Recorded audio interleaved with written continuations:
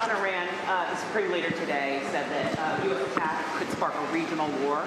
Do you have any response to that, sir? Why wouldn't he say that? Of course you're going to say that. But we have the biggest, most powerful ships in the world over there, very close, a couple of days. And hopefully we'll make a deal. If we don't make a deal, then we'll find out whether or not he was right.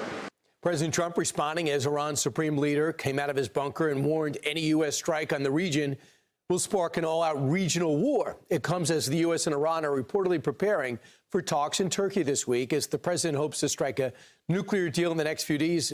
At least that's what he says.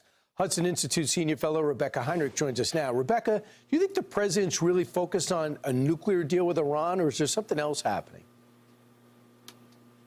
I don't think that a nuclear deal is in the offing. I don't think it's the president's #1 priority at this point. Remember, Brian, we significantly degraded the Iranian nuclear program in Operation Midnight Hammer. And the only person in Iran who even has any authority over the nuclear program is the Ayatollah Khomeini. And he is not only mocking President Trump, but he's threatening the United States of America directly, saying that the United States needs to be, quote, held accountable. So, no, I don't think a nuclear deal is in the offing. I think President Trump is still getting all U.S. forces settled in the region. Of course, there's a massive amount of naval-powered air power already in the region, Brian.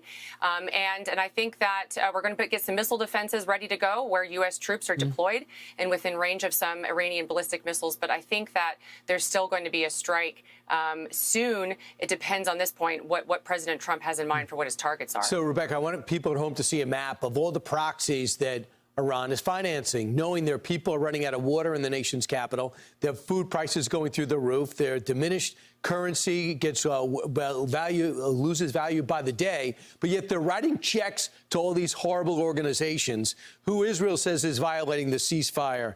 So there is a breaking point here where they're creating chaos in the Middle East. Their people are starving, rising up. They're slaughtering them in the streets. What is America's correct role here?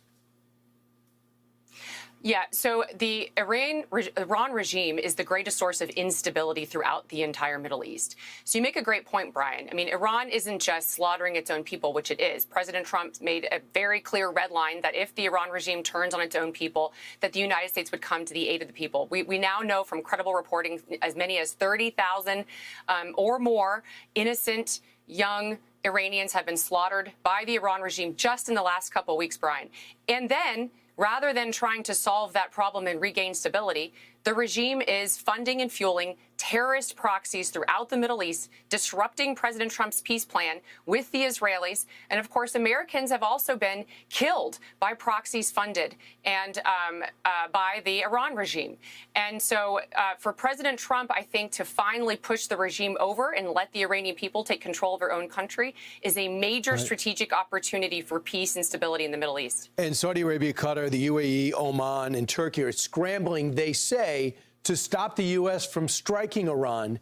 But yet all those countries have had huge problems outside Turkey with Iran. What are we to believe?